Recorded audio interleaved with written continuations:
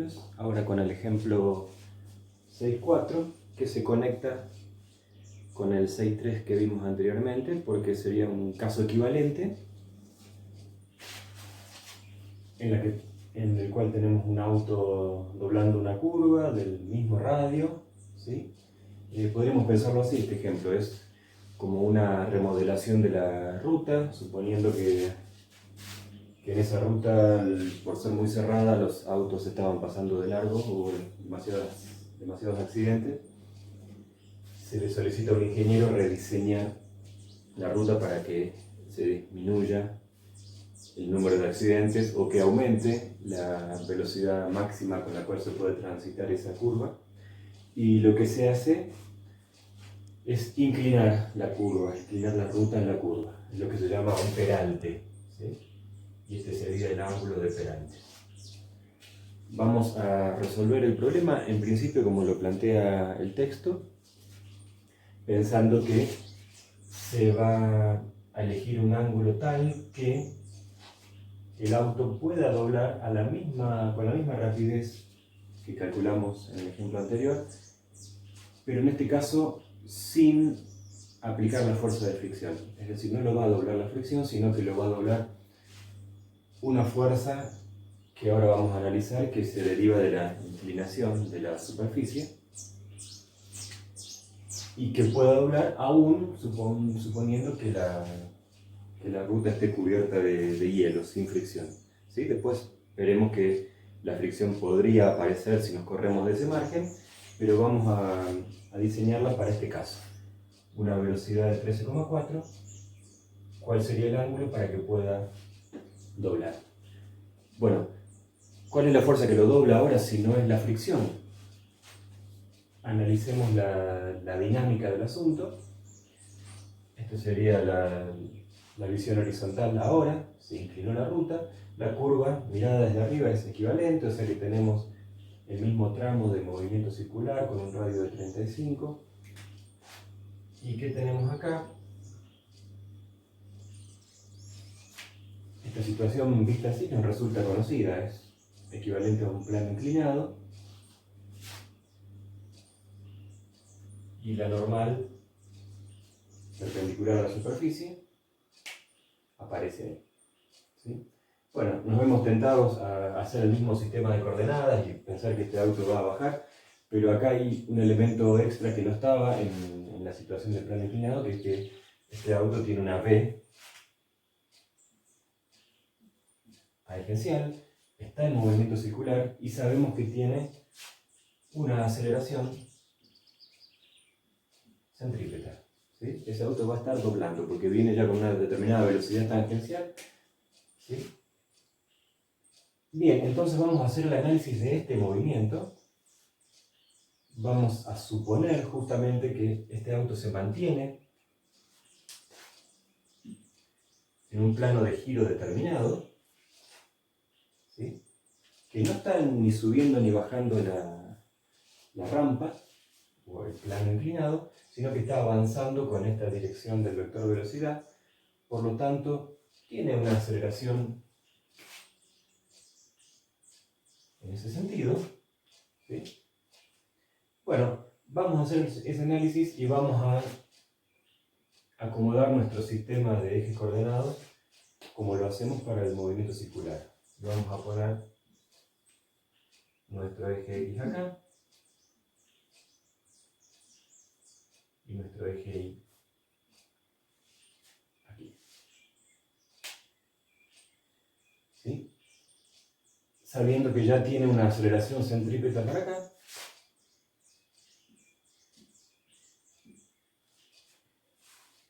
hacemos ese análisis. Y después vemos qué ocurre con las fuerzas que tienden a tirar el auto hacia abajo, si es que producen algo. Pero, insisto, vamos a plantear el problema en la situación de que el auto tiene esta V 13,4, ¿sí? Y vamos a adaptar el ángulo para esa V y ese movimiento circular.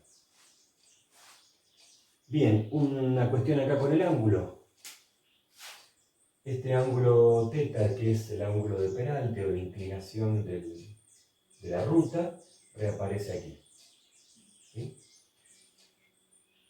Podríamos hacer una deducción muy directa de esto teniendo en cuenta la perpendicularidad de los segmentos, pero fíjense de un modo intuitivo que esta normal acompaña a esto, ¿sí? Si esto lo bajo es esto, si esto lo subo es eso. Bueno, es el mismo ángulo.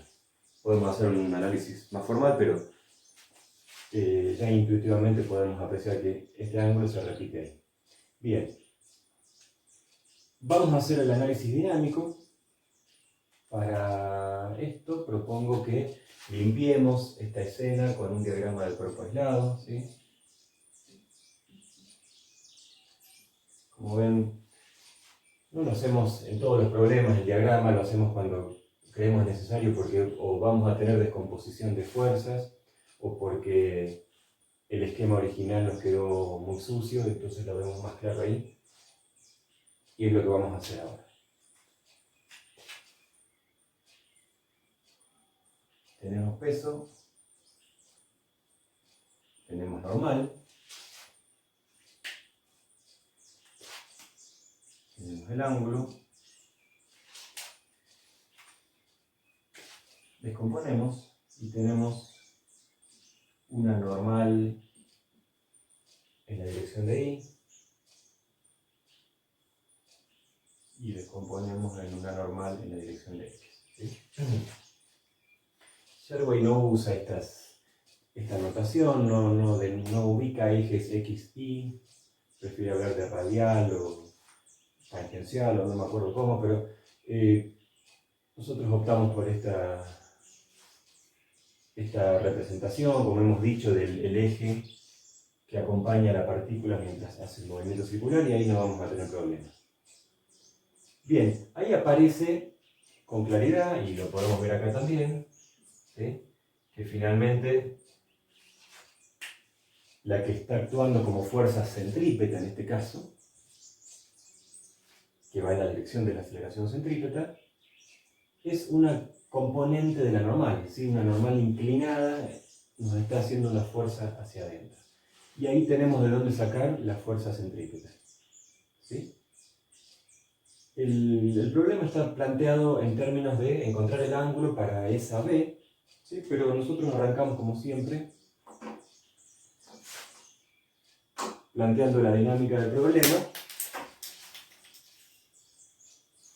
y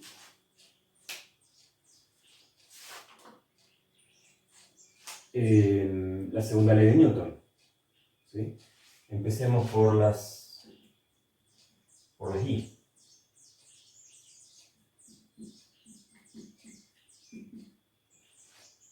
¿Qué pasa? Bueno, estamos suponiendo, como dijimos antes, que este auto está manteniendo un movimiento circular en este plano. No está ni subiendo ni bajando por esta rampa que es la curva, vista ahora en lateral, ¿sí? Tendríamos a ver un plano inclinado. Bueno, no está bajando ni subiendo por el plano inclinado. Esta es nuestra suposición. Se mantiene en ese plano. Analizamos el movimiento circular y podemos suponer que en esos términos la suma de las fuerzas en I es 0. Y tenemos esto, ¿sí?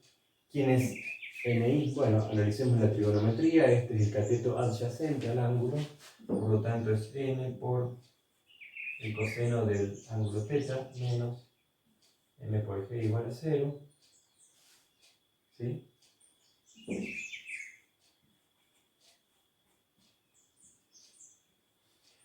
Bien, ¿a dónde queremos llegar con esto? No sabemos todavía, pero lo dejamos planteado. Vamos a ver de qué manera lo reconectamos. Y vamos a X, ¿sí? Suma de fuerzas en X.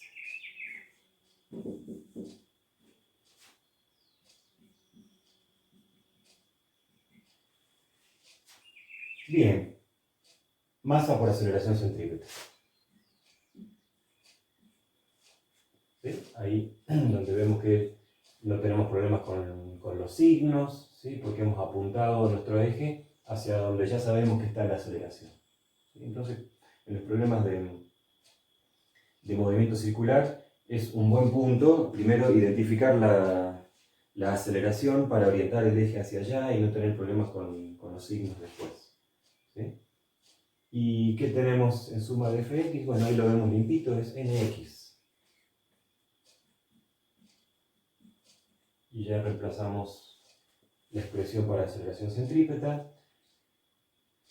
Ahora nx es el cateto opuesto al ángulo, ¿sí? Usamos seno.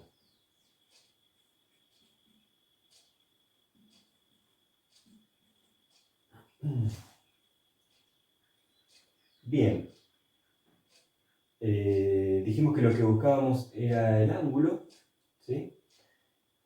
Podemos pensar entonces que la incógnita de nuestro problema es el ángulo θ. Entonces tratemos de encontrar una expresión en función de eso. Lo más directo sería, acá tenemos las dos ecuaciones de donde sacar eso. Lo más directo va a ser juntarlos a partir de un cociente y encontrar la tangente, ¿sí? Es decir, la tangente de ese ángulo que buscamos es el seno sobre el coseno. ¿Sí? Esto hay que grabárselo. Tangente seno dividido coseno, lo aplicamos muy seguido. ¿Sí? Bueno, seno sobre coseno podemos pensar que es esto dividido a esto. ¿Sí? Las n se nos van. ¿Sí? Por lo tanto, es eso.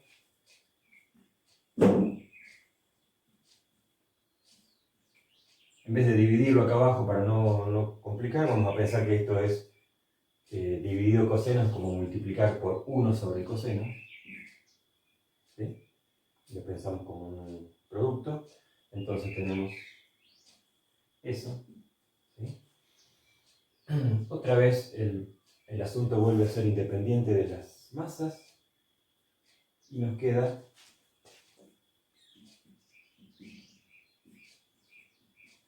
esta expresión que nos conecta el ángulo que buscamos con la rapidez que definimos para esa situación que podría llevar el vehículo, el radio que ya estaba predeterminado, esa es la curva que tenemos, y vamos a ponerle valores, ¿sí?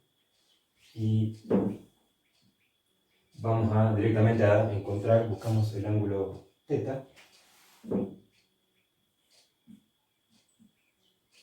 y sería el arco tangente de esta expresión, ¿sí? Yo prefiero usar, como están las calculadoras, tangente a la menos 1, que es equivalente a arco tangente, ¿de quién? De b cuadrado sobre r por g.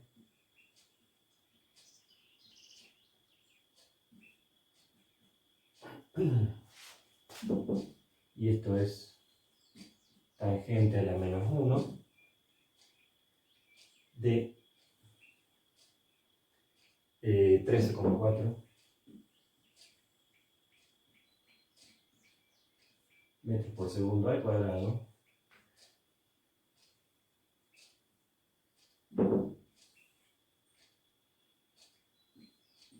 así sobre R, que es 35 metros, por 9,8 metros por segundo al cuadrado. ¿Sí? Bien, de paso ahí controlemos la cuestión de las unidades que tenemos, ¿sí? Este ángulo no tiene que tener el tangente a la menos 1 de un valor, ¿sí? Los resultados de la tangente, eso quiero decir, no tienen unidad, ¿sí? Entonces, este número que está acá no debería tener unidad, ¿sí? Y deberían cancelarse. Veamos si es correcto. Acá tenemos metro cuadrado sobre segundo al cuadrado y acá tenemos metro por metro, metro cuadrado sobre segundo al cuadrado.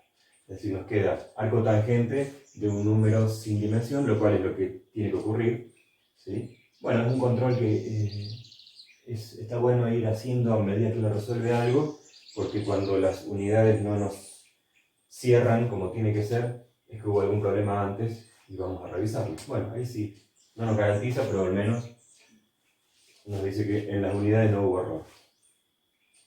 Y nos queda todo eso, bueno, no traje mi calculadora a mano, le vamos a copiar ahí al Serway el resultado.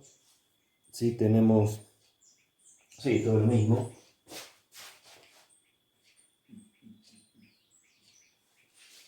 Bueno, esto se hace en la calculadora, se mete, primero se hace esta operación, esto al cuadrado, dividido esto, igual, y usamos la calculadora tangente, shift, tangente, de todo eso y me da. ¿Sí? Bueno, es algo que también hay que ir ejercitando cuando uno hace los problemas. El uso de la calculadora para estas cuestiones. Bien, me dio el ángulo con el cual deberíamos construir la curva con esa inclinación para que un auto pueda doblar con esa rapidez sin usar la fricción. ¿Sí? Sería válido preguntarnos qué pasa cuando la rapidez del auto no es exactamente esto, lo cual tampoco sería muy práctico que una curva solamente se pueda doblar a esa velocidad, si no, no se puede transitar. ¿Sí? Bien, ¿qué pasa? ¿Puede ir a más velocidad? Bueno, justamente podemos sospechar que ahora puede ir a más de esa velocidad y de ahí en más lo va a detener la fricción. ¿Sí? No vamos a hacer el problema completo, pero imaginemos la situación. ¿Qué pasa si va a más de esa velocidad? Bueno, podemos pensarlo por acá. Analicemos esa situación. Acá tenemos la aceleración centrípeta, es n por el seno del ángulo. ¿Sí?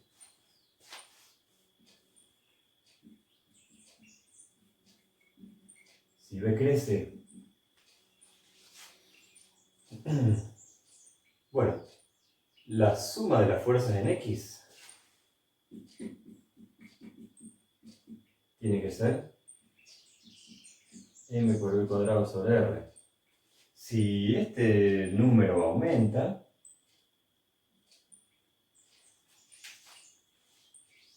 tiene que haber más fuerzas en X que compensen esto. ¿Sí? Vamos a suponer justamente que el radio de curvatura no cambia, el auto sigue a esta distancia, a este radio, pero quiere pasar con más rapidez. ¿Sí? Y inclinar no se puede inclinar más. ¿Por qué? Porque es la inclinación de la ruta. ¿Sí? Distinto el caso, que es una situación algo similar, aunque no es lo mismo, cuando una moto se inclina para doblar. ¿Sí? No es exactamente el caso porque ahí ya estamos pensando en un torque. Hay que pensar el objeto no como una partícula, sino como un objeto, y su centro de masa se corre de la base y hay un torque y es equivalente en cierto aspecto, pero en otro no.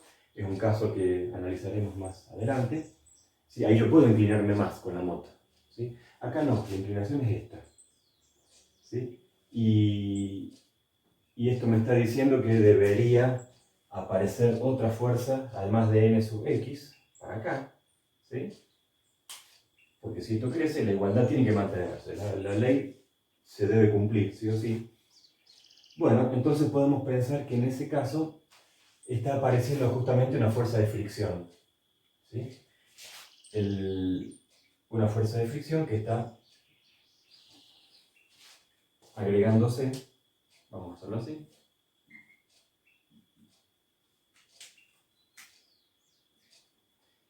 está en X y tiene que empezar a aparecer una fricción estática para allá, para compensar esto. ¿Quién la va a hacer? Bueno, como ocurría en el caso anterior, la va a hacer el asfalto sobre la cubierta. ¿Sí? ¿En qué sentido? Para acá, agregándole fuerzas a la dirección y sentido de X para aumentar la aceleración centrípeta. Si aumenta P, aumenta la aceleración centrípeta, hace falta más fuerza, le empieza a dar la fricción. O sea que el auto puede ir más rápido. ¿Sí? Podríamos incluso... Bueno, acá hay un análisis con eso porque la fricción no va a actuar así. La fricción estaría actuando en realidad para acá, ¿sí? El auto hace una fuerza hacia allá sobre el asfalto, la fricción para acá, pero esa componente de fricción sumaría, ¿sí? Podemos pensar así. ¿Está? Sería otro problema, por ejemplo, un poquito más complejo e interesante, decir, bueno, ahora el auto pasa con, no sé, 20 metros por segundo. ¿Cómo actúa la fricción? Bien, sería un problema más complejo porque tendríamos que combinar, ahora que la fricción también hace una componente acá, etc. Pero no nos interesa meternos ahí, vamos directamente a la idea general que aparecería una fricción cuando el auto sobrepasa esa rapidez. ¿Y qué pasa si B decrece?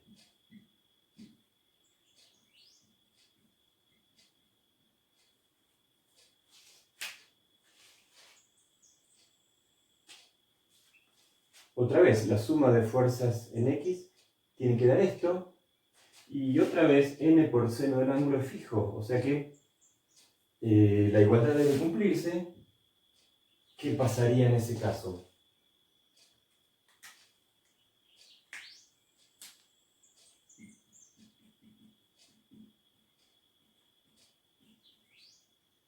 Esto va para abajo, ¿verdad?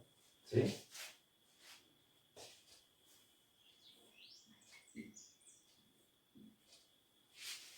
N de X es la misma.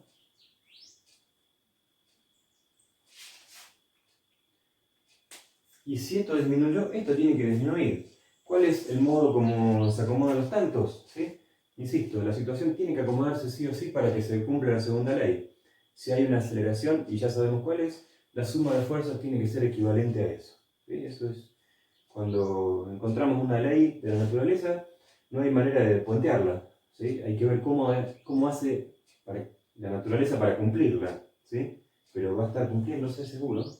En este caso, deberá haber una fuerza estática hacia allá. ¿Quién la va a hacer? Bueno, otra vez la fricción, en este caso evitando que el auto caiga, ¿sí? Y la cubierta va a ser una fricción hacia arriba, ¿sí? Como el caso de el objeto en un plano inclinado que no cae porque lo detiene la fricción estática. Bueno, ocurrirá algo así, ¿sí? Porque tampoco podría ser que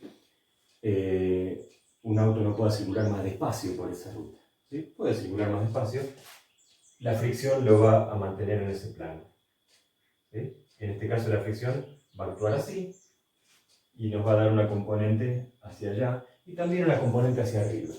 Sería otro problema interesante, ¿sí? Y sería interesante para cerrar pensar una opción más, que es el auto circulando por ahí y sin fricción, ¿sí?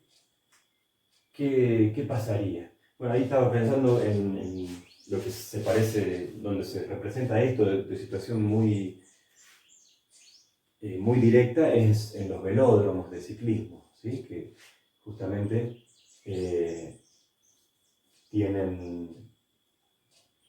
hacen la vuelta completa y se ve casi el movimiento circular, aunque no es un círculo sino un óvalo, y los ciclistas juegan con la posición de los planos, se van más arriba o más abajo, dependiendo la rapidez, ¿sí? Que alcanzan y la distancia que quieren recorrer. Lo tienen intuitivamente o no tan intuitivamente dominado eso. Pero en este asunto ahora lo que queremos pensar es, por último, es qué pasa si no hubiese fricción, ¿sí? Y no vale meter ese Fx y esto. Y se tiene que dar que la suma de fuerzas en X es igual a masa por aceleración centrípeta. ¿Sí? Es decir, se tiene que dar esto. Y ya no podemos agregar nada acá. ¿Y qué pasa si disminuye V? ¿Sí? Insistimos que se tiene que cumplir la segunda ley. Bueno, la única opción que le queda, si acá no puede cambiar nada, es que cambie R. Si disminuye V, ¿qué va a hacer el auto? Se va a venir más abajo y va a estar, si se va más abajo, va a estar transitando la curva en un radio menor. ¿Sí? Va a disminuir el radio, va a caer. ¿Y qué pasa si aumenta V? Y va a buscar un radio mayor, de manera que esto se cumpla, sí o sí. ¿Sí? Y esto se parece en parte a la situación de aproximación o alejamiento que ocurren las atracciones gravitatorias, ¿sí? De hecho, esto es una simplificación exagerada, pero Einstein lo que hace en la relatividad general es asimilar las fuerzas gravitatorias a aceleraciones, ¿sí? Entonces, en cierto modo, ser atraído gravitatoriamente es como caer, ¿sí? Es un lindo punto de conexión. Pero bueno, acá sí, al Servoil le metimos una vuelta más para analizar un caso interesante y cierra el ciclo del análisis de la curva. Ahí les voy a acercar.